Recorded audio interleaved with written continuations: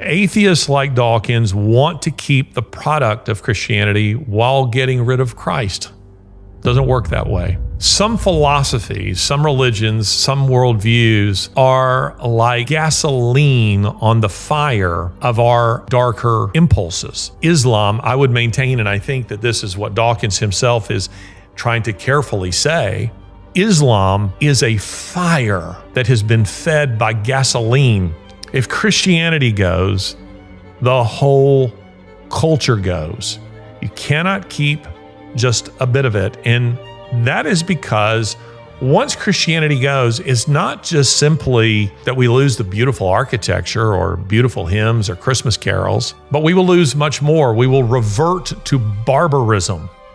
And that's the direction that we're going with the things that are happening to children in our society, with the annihilation of the unborn. We are becoming a barbarous people.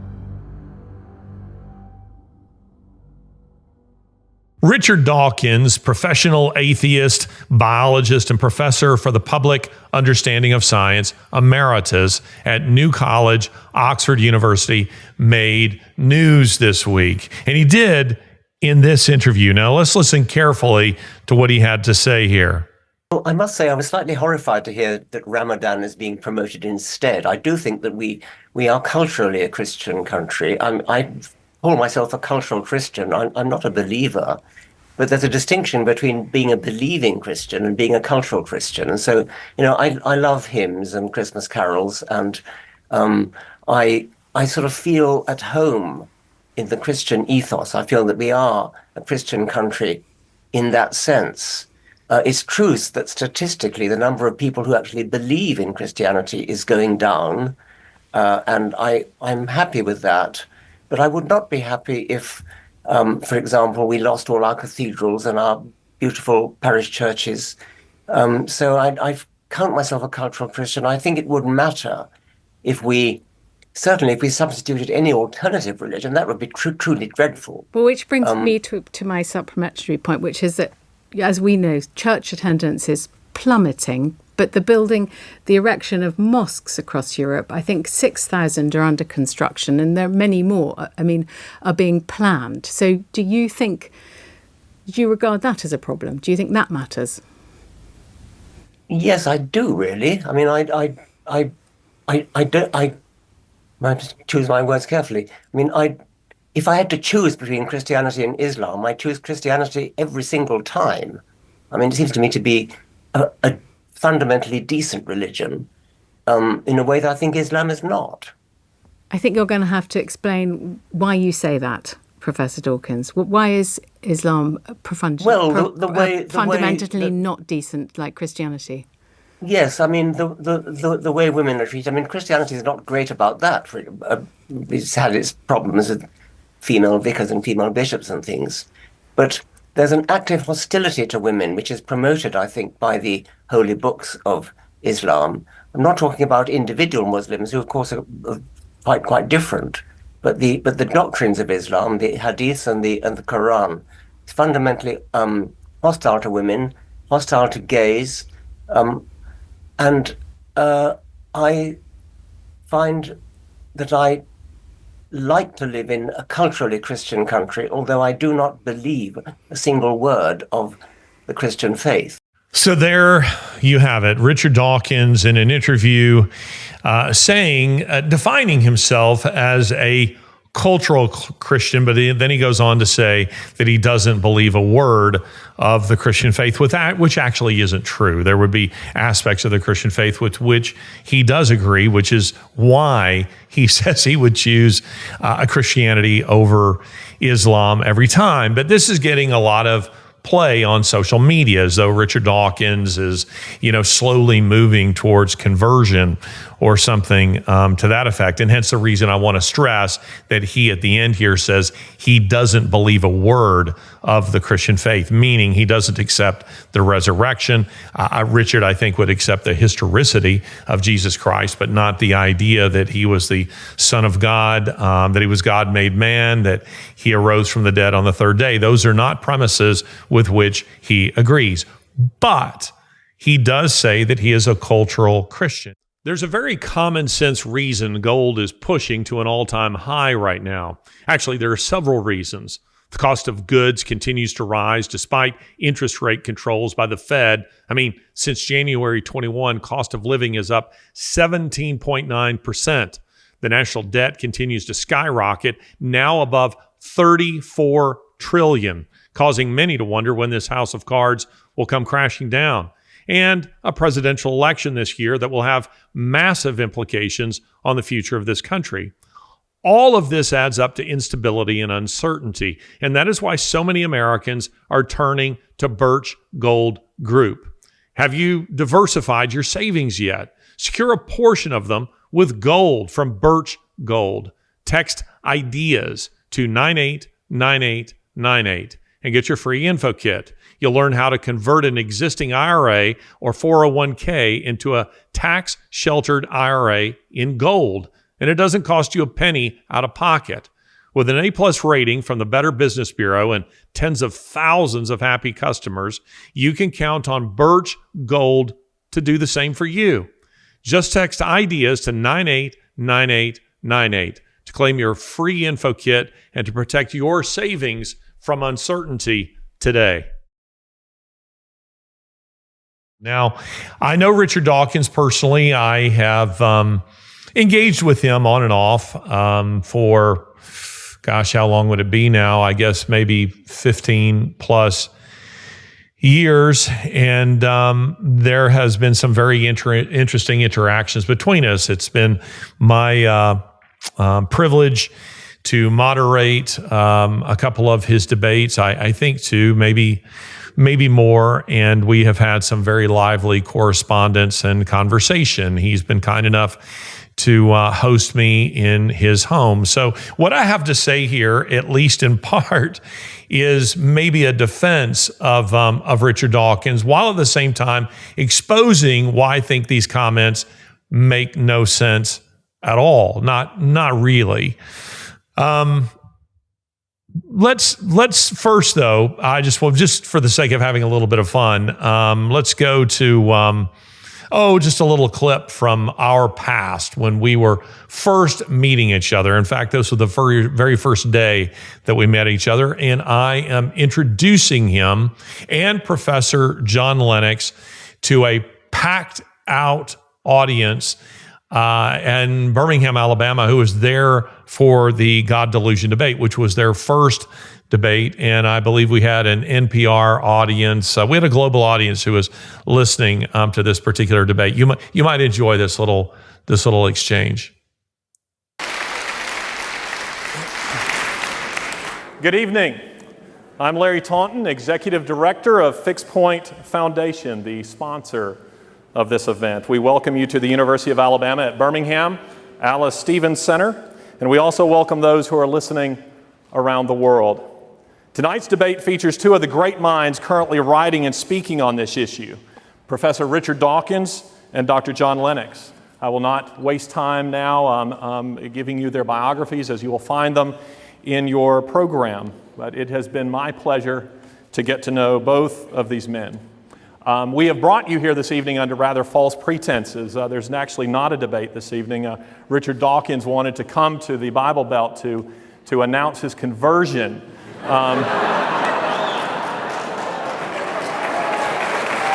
To the Christian faith.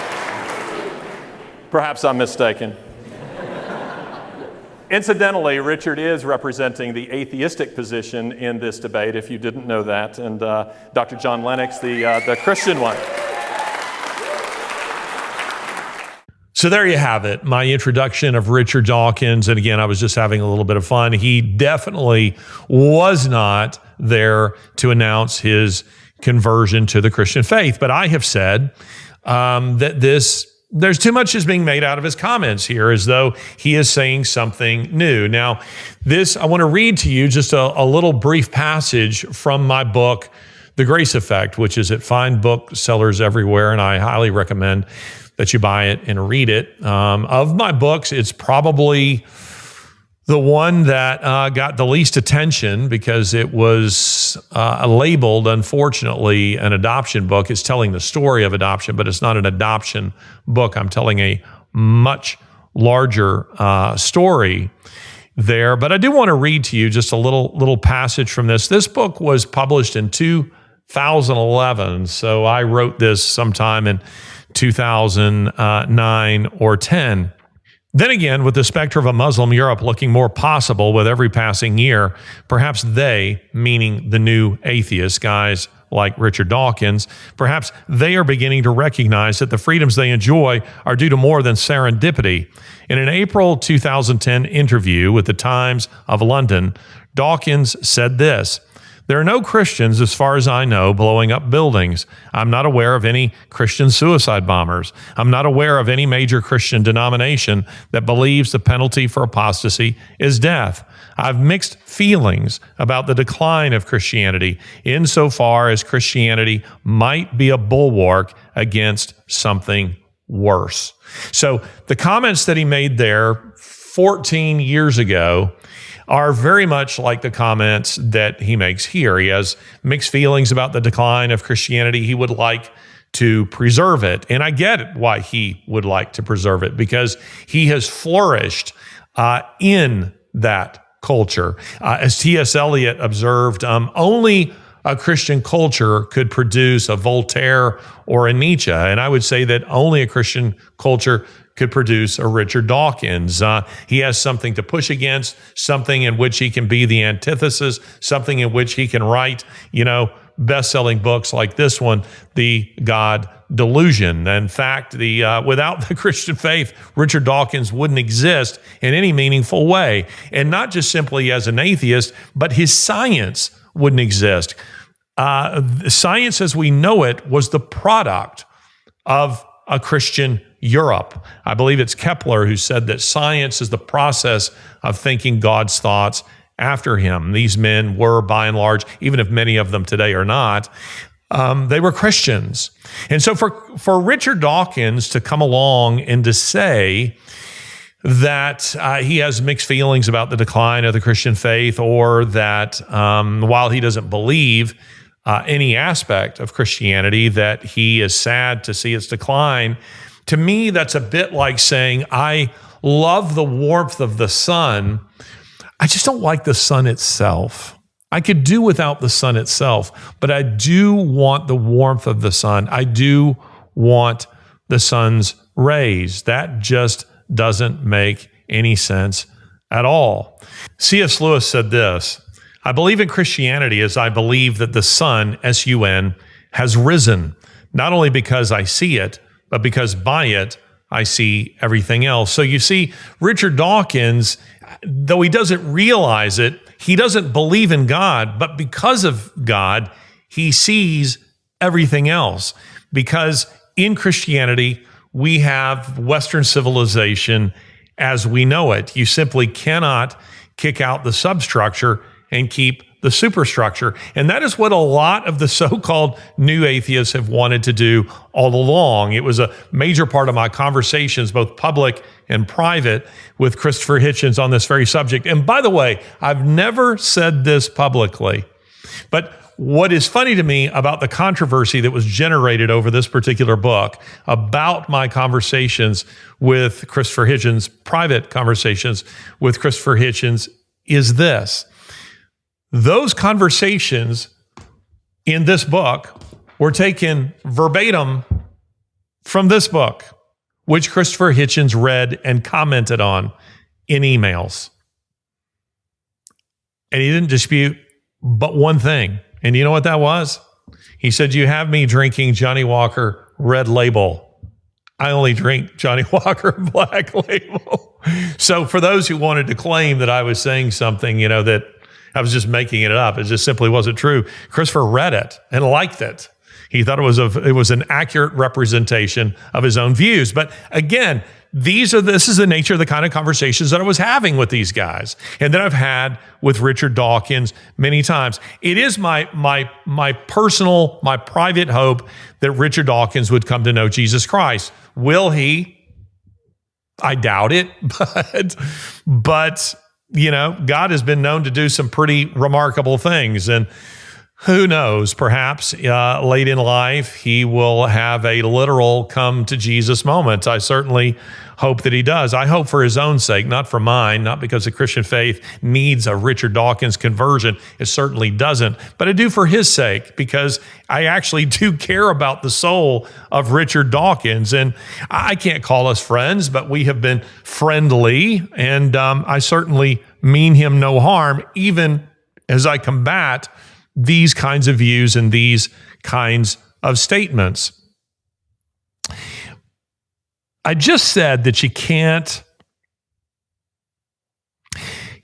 kick out the substructure of society and culture, which is what I'm talking about, and keep the superstructure. You can't kick out the legs of the chair and keep whatever is sitting on it. It doesn't work that way. And that's kind of what they want to do. It's, the Christian version or a kind of, I guess it's not Christian, but a sort of Christian-ish version of Dawkins' remark is this. It's someone who says they want a savior, not a Lord. They want Jesus as a savior because they're afraid of hell, but they don't want a Lord. They don't want to submit themselves to his life. And Dawkins, in a sense, is saying something like this, that he wants to bask in the rays of the light that God in heaven gives to humanity in what we call common grace. Common grace is a oft misunderstood and vastly underrated Christian theological doctrine. And it is this idea that God sends his rain to fall on the just and the unjust. It doesn't just fall on the crops of the believing farmer, but on the unbelieving farmer. The rays of the sun, they hit not just believers but unbelievers as well. That's common grace. God's goodness is bestowed upon humanity as a whole. Now when we're talking about salvation, we're talking about something we might call specific or special grace, which is different. That's someone putting their faith in Jesus Christ. But common grace is the idea that his goodness in some measure is exhibited to everyone. And Richard Dawkins, whether he knows it or not, is basically expressing an appreciation, both in what I read here in his comments in the Times in April of 2010 and in this particular interview.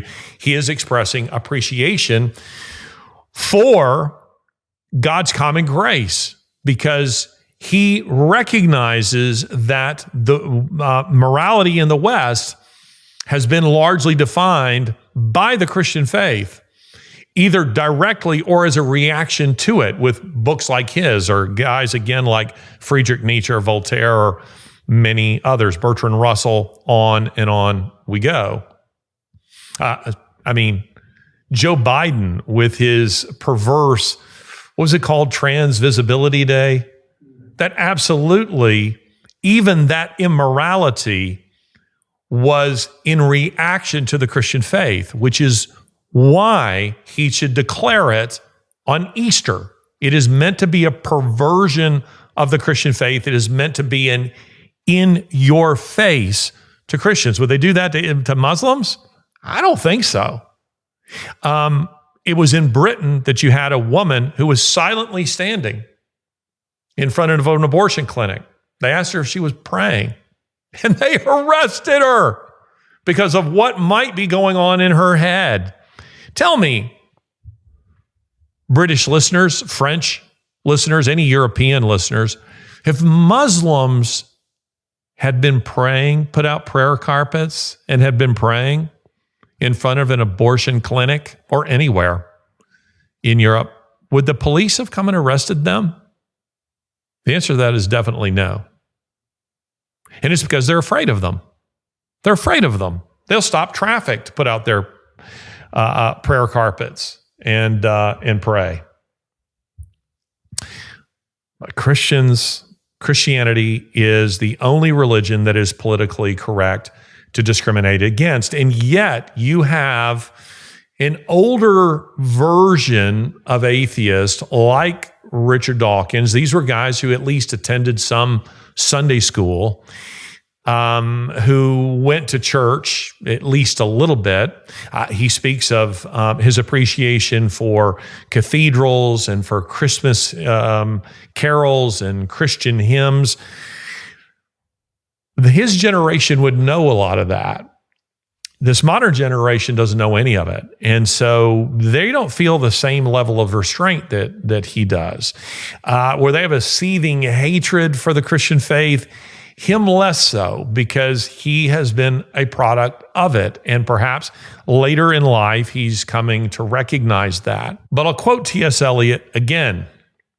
If Christianity goes, the whole culture goes. You cannot keep just a bit of it. And that is because once Christianity goes, it's not just simply that we lose the beautiful architecture or beautiful hymns or Christmas carols. It's not just that we lose some of our beautiful art, some of our beautiful literature, which again is rooted in a Christian worldview. Try to make sense of Shakespeare without some understanding of the Bible or Christianity. You can't. You just simply can't. Or for that matter, Dostoevsky or Tolstoy or Faulkner. You're not going to understand any of it without some understanding of the Christian faith, because it's written within that context and that world view. But we will lose much more. We will revert to barbarism. And that's the direction that we're going with the things that are happening to children in our society, with the annihilation of the unborn. We are becoming a barbarous people. Lord of the Flies author William Golding said this. He said, the problems of human society are the problems of human nature. That's really a profound observation. It's a profoundly Christian observation, because that is the assertion of the Christian faith. The Christian faith doesn't make me good. I don't become a better person than anybody who's listening to this podcast. I become just a little less evil. And that is because I have the restraint of the Holy Spirit. I have the restraint of Jesus Christ upon my life. So again, it isn't that I become a good person. I become a slightly less evil one, and I become a forgiven one. I love what Evelyn Waugh, the celebrated author, said when someone said to him what a horrible person that he was. He said, indeed I am, and imagine how much worse I would be if I were not a Christian. It's very true, ladies and gentlemen. The problems of human society are the problems of human nature. Now let's think on that for just a moment. Some philosophies, some religions, some worldviews are like gasoline on the fire of our darker impulses. Islam, I would maintain, and I think that this is what Dawkins himself is trying to carefully say, Islam is a fire that has been fed by gasoline. And that is because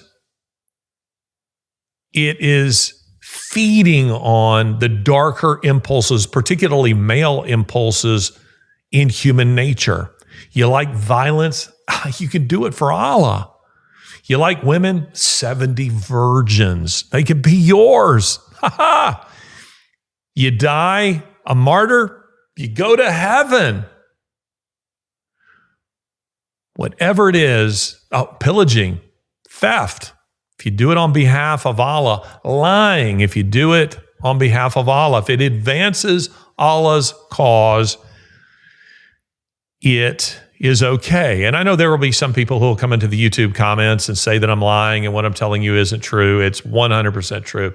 Go back and look at my interview with Dr.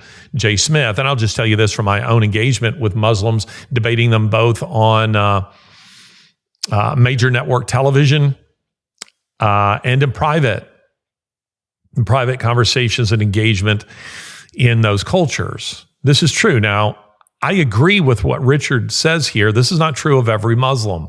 Many Muslims are afraid to read their own holy literature because they know it's violent. They want to stay away from it. They do not want to live according to it. So they are, as Richard Dawkins here says, that he's kind of a cultural Christian, which means he's basically like a Methodist.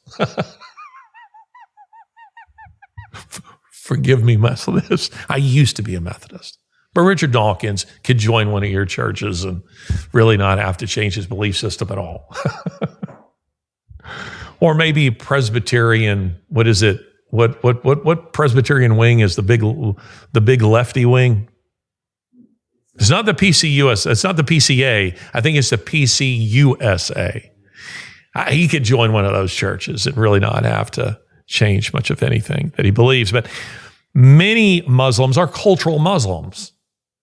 They acknowledge that faith to some extent, but they've been westernized in every other meaningful way, and they kind of stay away from their own holy literature because they know what it is. It is that religion is gasoline on the fire of human nature. But I would argue that Dawkins' belief system is as well. Doesn't mean that he obviously has some measure of restraint from his on his own personal life because of his interaction with the Christian faith and because he has inhaled deeply of a Christian culture. But atheism, I mean, he's talking about Christianity's problems with female vicars or bishops or pastors or ministers or whatever it is. I mean, come on. Atheist secular regimes killed no less than 150 million people in the 20th century alone. That is more than all religious wars from all previous centuries combined. And that is because it is, as I say, like gasoline on the fire of human nature. So we have to ask ourselves the question, if human beings are, as I allege, we have a bent towards evil. This is Romans chapter 5, verses 12 through 21. That's where we get the doctrine of original sin from those chapters where Augustine, gave us the phrase original sin. If you believe, as I do, that human beings, they're not born tabula rasa, a blank slate, but we are born, as the Bible says, speaking lies. We are born with a bent towards evil. No one has to be restrained from their good impulses. We all have to be restrained from our evil ones. And that either comes from the inside, the restraint of the Holy Spirit, or it comes from the outside. And in what does that look like? Well, it comes from the fear of the fear of the law, the fear of the police, the fear of the secret police, the fear of government retribution in some sense upon your life, or it maybe comes in the form of some kind of I don't know, you're a mom or your pastor or somebody else who has some kind of major influence upon your life that serves to restrain you. But atheist regimes, as far back as the French Revolution, discovered that once the Christian faith was annihilated and removed from culture, they had a massive morality problem. And do you know what the absurd architects of the French Revolution did? I mean, if ever there was a misnomer in history, this is it. The so-called Committee for Public Safety, which sent, Robespierre's the most famous member of that group, which sent roughly 20,000 people to the guillotine. And trust me, they'd have killed millions. They just didn't have the means of doing it at the time. They didn't have Zyklon B. They didn't have machine guns. So they had to kill them one at a time. But those were atheists who were doing that. Aggressive atheists who were doing it. And yet they recognized they had a massive problem with public morality. And so they instituted the absurd cult of supreme being. They created a fake God and told people to worship it. And this is what led George Washington in his farewell address in September of 1796, where he said, public morality cannot be maintained apart from religion. And he wasn't meaning any religion. He was talking about the Christian faith. Washington himself was a Christian. I've received many messages from the posse that you guys do not get notified when new episodes come out on YouTube, even though you might have been ringing that bell icon. It's no secret that we are covering sensitive topics here on YouTube that these mega corporations don't really agree with. In other words, they have reasons to suppress what we're saying on this platform. You might not know this, but I have a weekly newsletter that will notify you when there are new episodes of Ideas Have Consequences. This is the best way to stay up to date on all that I'm doing. You'll get new episodes, documentaries, articles I'm writing, courses, and other exclusive content straight to your inbox every week. Go to join.larrytaunton.com. That's join.larrytaunton.com to join the newsletter, or you can simply look for the link in the description below this video. Back to the podcast. So we find ourselves with these kinds of crazy remarks where someone says, you know what? I don't like what I see coming behind Christianity. Something wicked this way comes, as Ray Bradbury said.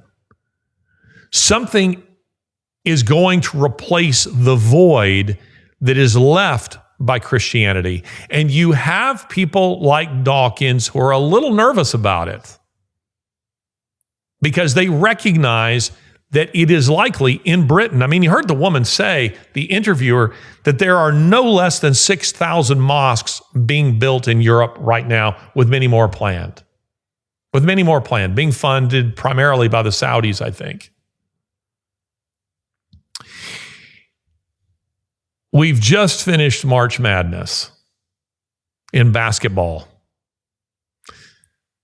You got the brackets that work their way down until we end up with the so-called Final Four and then the two that are fighting it out.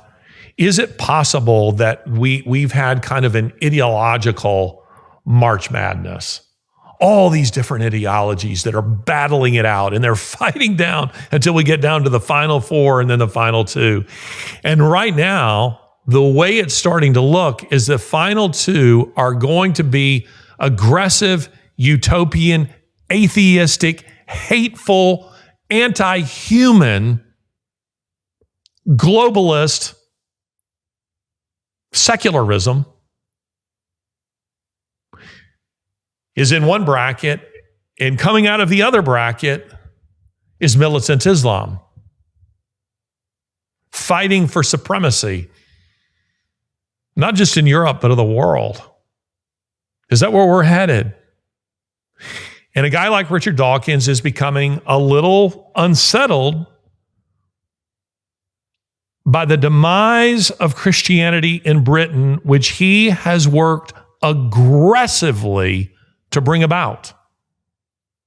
I mean, let me read to you the opening line, if memory serves, of his book, The God Delusion, which is a screed from beginning to end. This isn't science. Here it is. Again, from The God Delusion by Richard Dawkins, page 31, first sentence.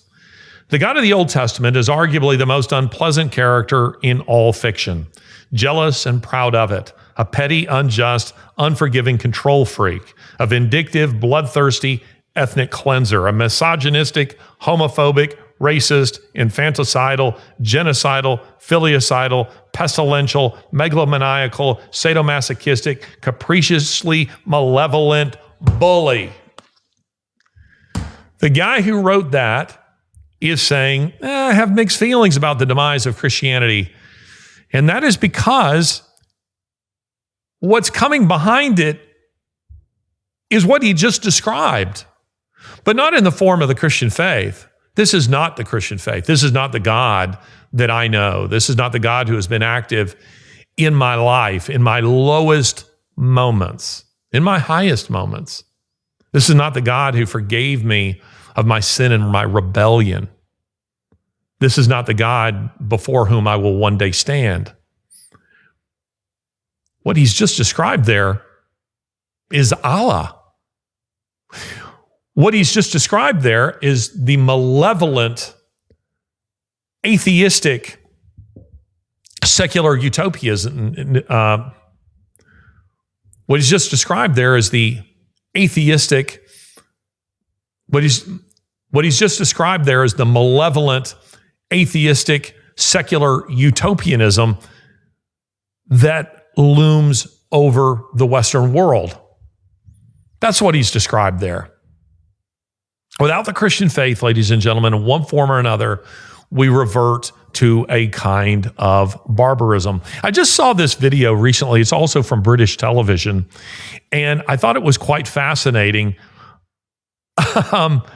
given the assertion that this woman is making. She is claiming that she has effectively changed the nature of her dog, and she has made her dog a vegetarian.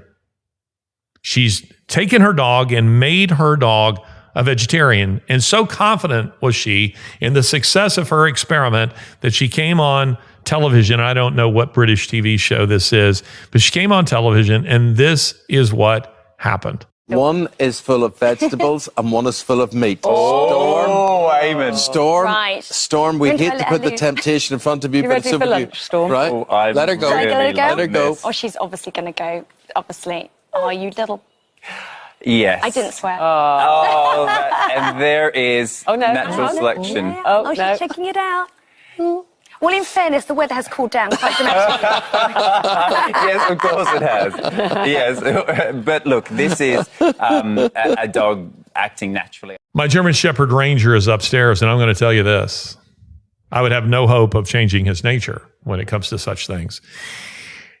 If I put out for him a bowl of broccoli and beef or chicken or pork or turkey, I promise you 100 out of 100 times, he is not going to eat the broccoli.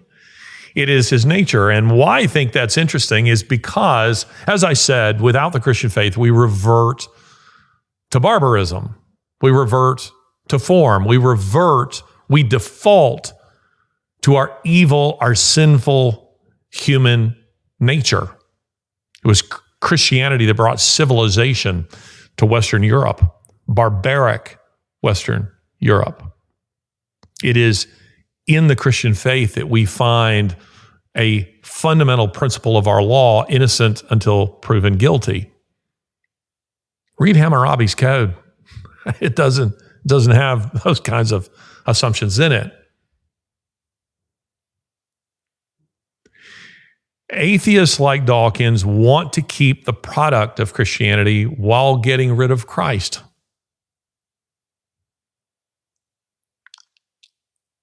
Doesn't work that way. And that is because it is a product of Christian people, of Christians who are themselves transformed. And when I speak of the grace effect, a term I coined for this particular book, what I mean is this: as you and I experience grace inwardly, we exhibit it outwardly. As we are transformed inwardly by God's grace, we exhibit it outwardly. You begin to show it. You begin to exhibit it. Without it, we revert to form. We revert to barbarism. And that is because our nature remains, like that dog, utterly unchanged. There's no restraint upon our lives. Nothing to hold us back from indulging our darker impulses, save one thing. And it's something that the Bible speaks of in Romans 2:15, and that is conscience. God has written his law upon the consciences of men, and that does upon the hearts of men. And the conscience is the soul's voice. But that can be seared, the Apostle Paul tells us, as with a hot iron. And when that happens, Darfurs happen, Auschwitzes happen, the Holocaust of abortion happens, bumping off the elderly in Canada is what happens. And that's where we're going. As Christianity has been leaking from the culture like a slow leak in a tire, so goes our morality, so goes, as T.S. Eliot says, absolutely everything else. will soon regret its loss. Among the many things for which Christopher Hitchens was known was something, atheist Christopher Hitchens, was something called the Hitchens Challenge. And it went something like this: name for me an ethical statement made or an action performed by a Christian that could not also be performed by an atheist. Now, on the surface of it, this seemed to be a kind of philosophical Gordian knot. He maintained that he put this question to people all over the world, and no one had been able to solve the riddle of the Hitchens Challenge. But I say to you that the Hitchens Challenge is nonsense, and that is because while on the surface of it, it seems to have merit, in reality it doesn't, because it's like saying that name for me something that a carnivore could eat that a herbivore couldn't also eat. But that overlooks nature. That overlooks nature. Because you see, while herbivores can eat meat, they don't, because it's not in their nature. And so it is with unbelievers. As a general rule, there are exceptions to this, but as a general rule, they aren't great builders of hospitals. They aren't great supporters of the poor. They are not individuals who are known for their great concern for humanity. Quite the opposite. I mean, the whole premise of Friedrich Nietzsche's philosophy, which was atheistic to its core, was to say that this is sign of cultural weakness. Christianity keeps those kinds of people alive. We need to move on from that. We need to be strong enough to look reality in the eye and say, we need to get rid of the weaker elements of our species. So Adolf Hitler was listening to that. And you got a point. And he decided to put legs to Nietzsche's philosophy. Ladies and gentlemen, without the Christian faith, the whole culture as we know it goes. And this idea that somehow you can preserve some minor part of it, or even major parts of it, without preserving the author of it, just makes not a bit of sense. You can't have the laws without the lawgiver. This has been Ideas Have Consequences with me, Larry Alex Taunton.